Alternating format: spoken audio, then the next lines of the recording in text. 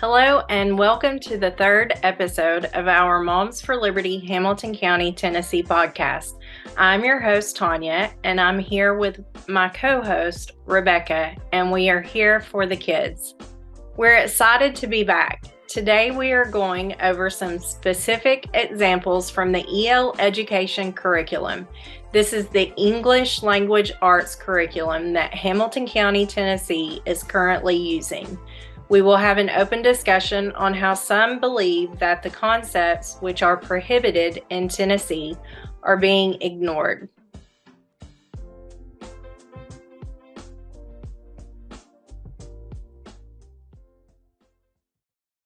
All right, let's dig in.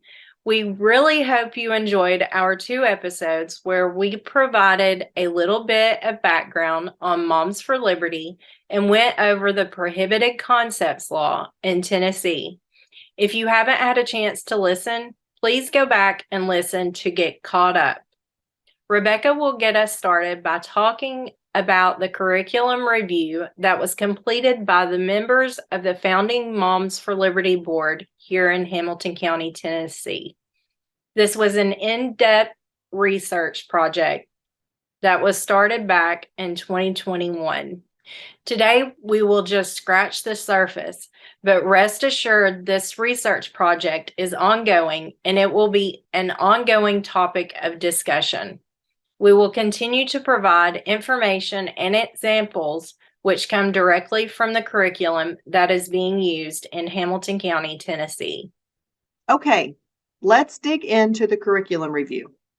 After hearing parents' concerns about what's being taught in public schools in our county, Moms for Liberty, Hamilton County, Tennessee, coordinated a curriculum review project.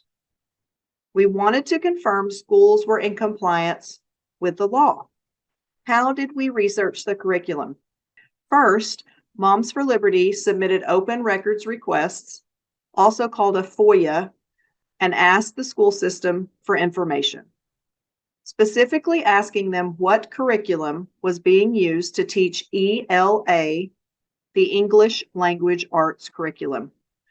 We particularly asked for English Language Arts textbooks. Hamilton County Schools responded and advised that they were using Open Up Resources by EL Education to teach kindergarten through 5th grade, and using My Perspectives by Savas to teach grades 6 through 12. We also asked for some recommended reading information.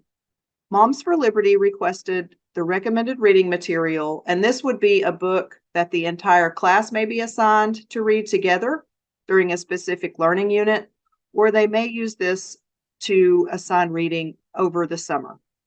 One thing that Moms for Liberty learned during this process was that these recommended reading materials are purchased by teachers, librarians, and anti-American activist groups in our community.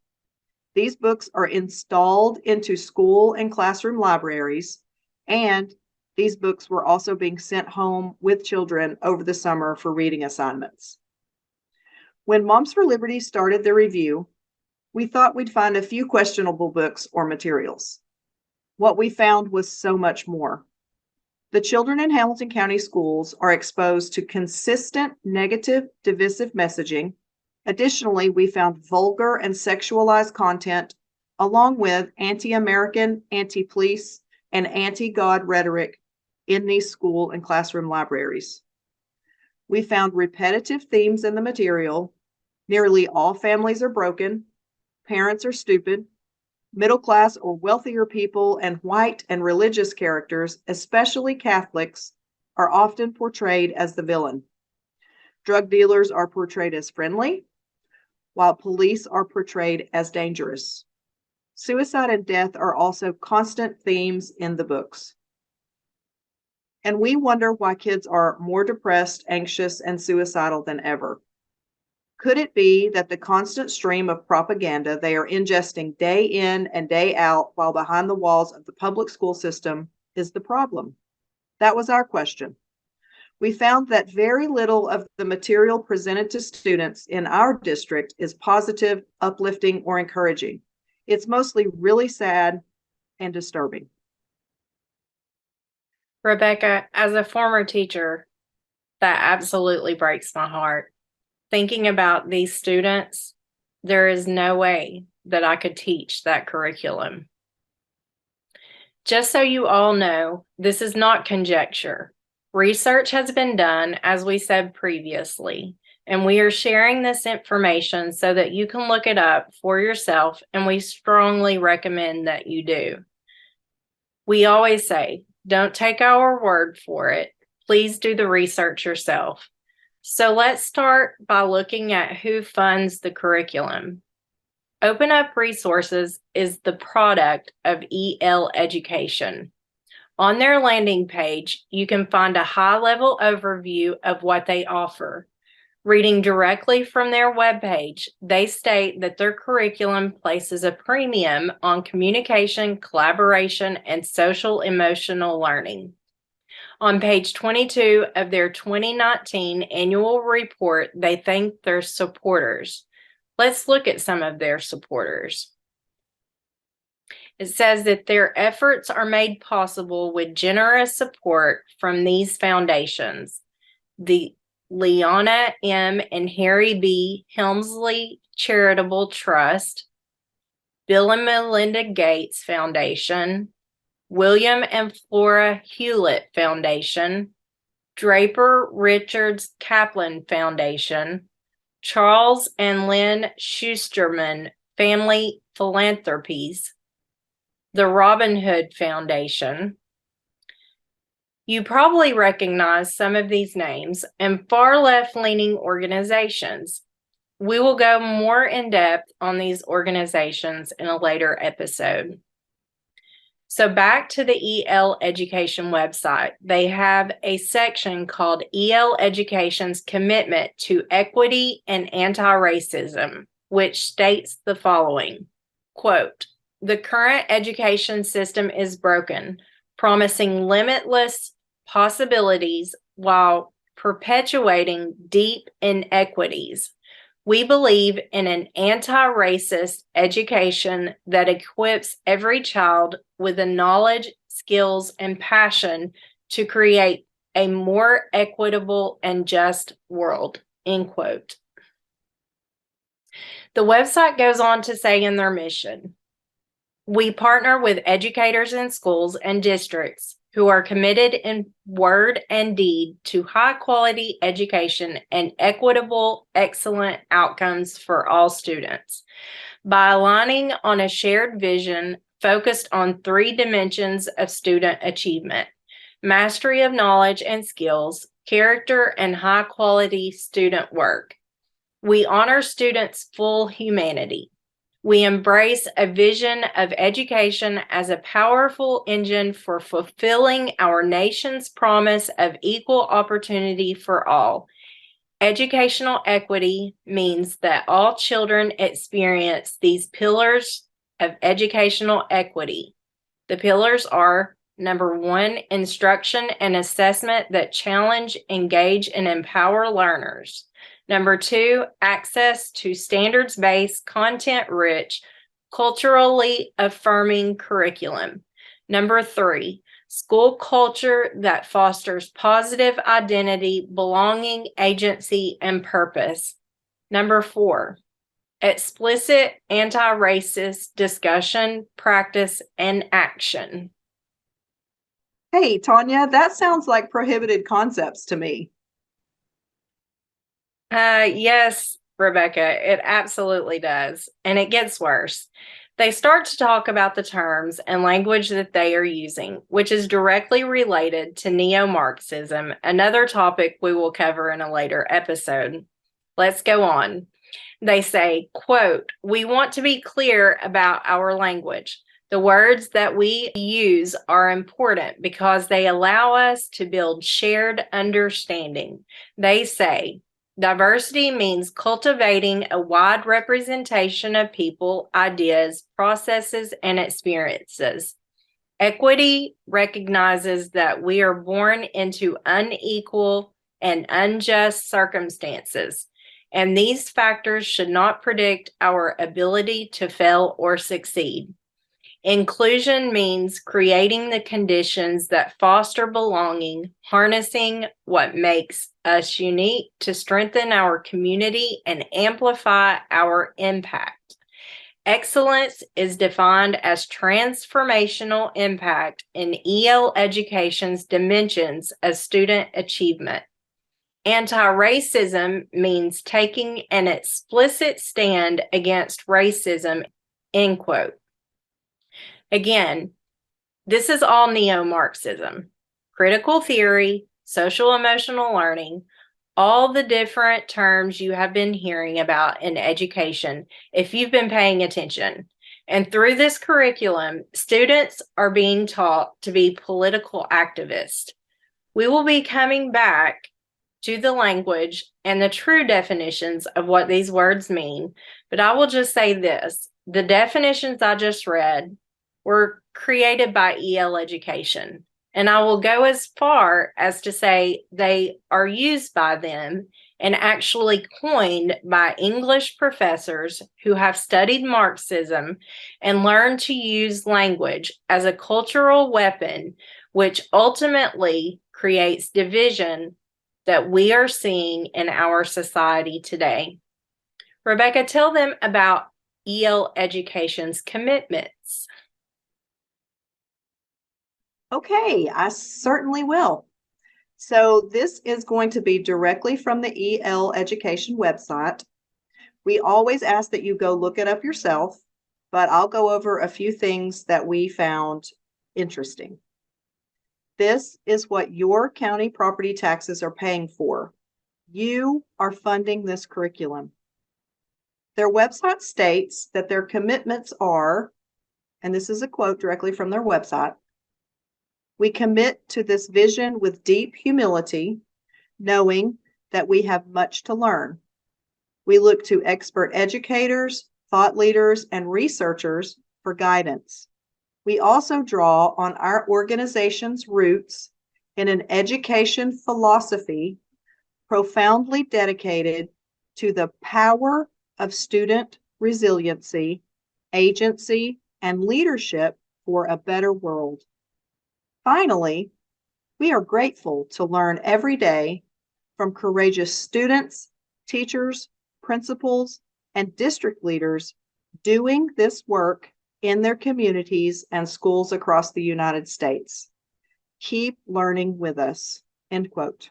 It is interesting that the word parent was not included in any of that.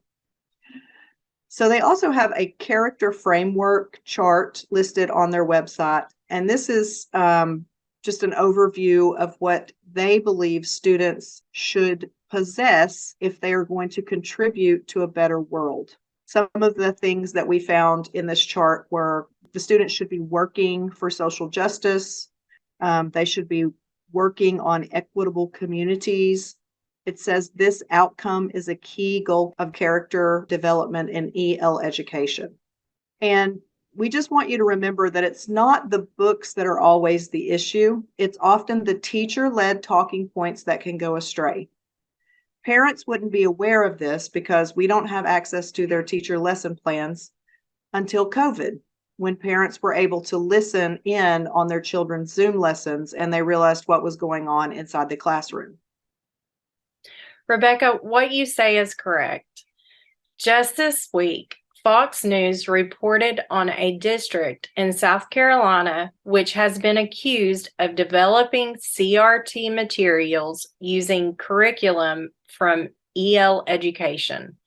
The title of the article is "South Carolina School District Ends Contract with Company After GOP Group Sued Over CRT." Pearson is one of the largest publishers in the world, and they are arguably the largest education publisher in the world as well. They produce more college textbooks than anyone else. So when their editorial guidelines say that everything they produce is going to be based on anti-racism or colonialism or decolonization or critical race theory, they're referring to these same racialist terms that are so prevalent in the woke orthodoxy today. The idea of anti-racism says that capitalism and racism are conjoined twins. It says that education is a white supremacist master script in the United States. They believe that discrimination is appropriate and even necessary today because of past discrimination. Future discrimination will be necessary because of present discrimination. So this isn't a question of dealing with racism as we saw it in slavery in the United States or even prior to the Civil Rights Act. This is talking about the accusation that America as a culture, as a nation built on the rule of law, as a nation with a Civil Rights Act protecting people from discrimination, it's an accusation that we are still systemically racist. Racism can never be erased. Therefore, discrimination must be continued. Critical race theory can be found in any subject, right? It's found in math curriculum. It's found in science curriculum. It's found in history. It's found in English literature. So it is not just a way of understanding history or an idea found in ethnic studies. If Pearson wants to create this material, that's their right?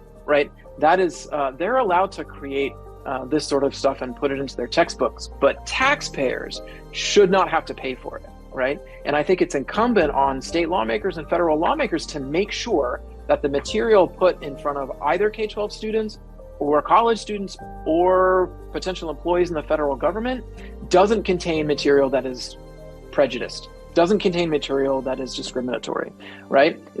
Pearson is a private company. They can create what they want to. But it is up to educators and parents to have a look at the curriculum to make sure it's not including ideas that are based on critical race theory, that are based on prejudice, and that apply, right, the concept of discrimination. Reading from the complaint, the district is accused of, quote, developing professional training, curricula, and instructional materials around critical race theory derived ideas and forcing students and teachers to participate. Defendants have engaged in impermissible racial stereotyping, differential treatment based on race, and promotion of a racially hostile environment. These actions discriminate based on race and therefore violate equal protection, end quote. Teachers across our nation are using scripts similar to what the South Carolina group uncovered. In Hamilton County, Tennessee, and Wilson County, Tennessee, we know EL education curriculum is being used. The teachers that go against the grain are being bullied and harassed. I have many friends who are still in the school system, and they encourage me to keep speaking up and telling the truth because they can't. I know exactly how they feel, and I will continue to be their voice by speaking openly and honestly about what is happening in schools today. Teachers don't have a choice in what they are teaching anymore. Like I said earlier, they are reading from a script. I'm here to expose what that script says. In our next episode, we will focus on more specific curriculum examples and continue to have an open discussion on how the concepts that are prohibited in Tennessee are being ignored. Thank you for joining us. Please go to Rumble and find M4L Hamilton TN, click follow and turn on notifications.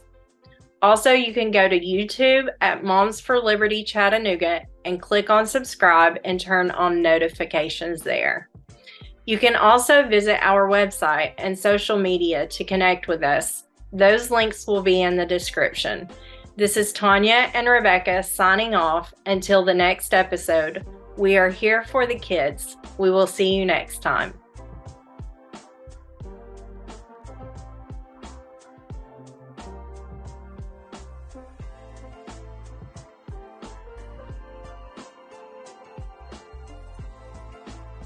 I need to make a quick disclaimer here. EL Education updated their website, which contained the information that Tanya and I just went over.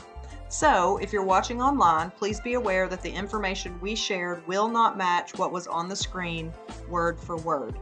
Because EL Education updated their webpage 29 times between the years of 2020 and 2023, it was difficult to find exact quotes. However, if you're interested in reviewing all versions of this webpage from the EL Education website, you can visit the Wayback Machine. Just enter the URL that we will put in the description of this episode, and you can view each version of that webpage over the past 3 years.